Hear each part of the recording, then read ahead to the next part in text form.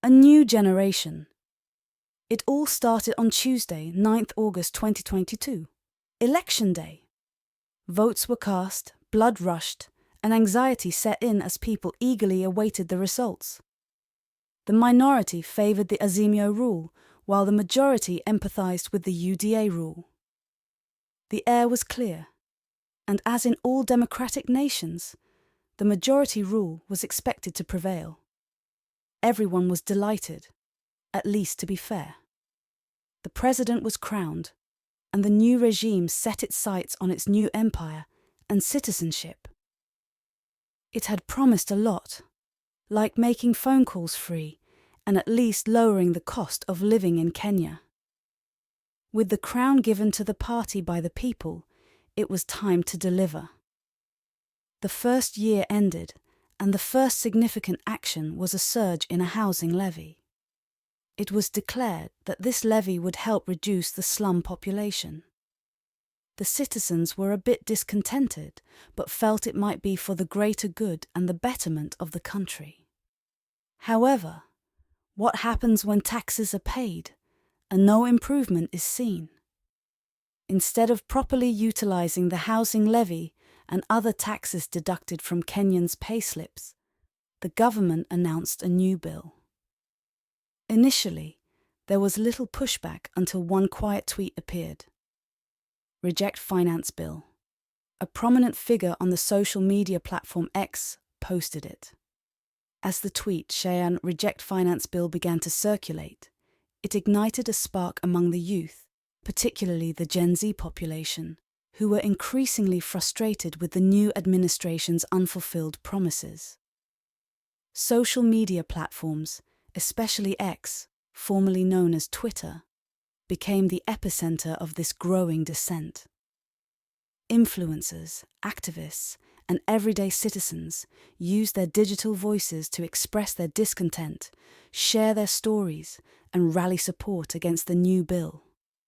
Memes, infographics, and short videos flooded timelines, each carrying a unified message: reject the finance bill. Hashtags like Dichan Gen Z Revolt and Icha Reject Parliament started trending, with thousands of tweets per hour. The movement quickly gained momentum, and what began as online frustration soon evolved into calls for real-world action. Organizers set a date for a peaceful protest to coincide with the first reading of the bill in Parliament. The streets of Nairobi and other major cities filled with young people carrying banners and placards, their chants echoing through the urban landscape.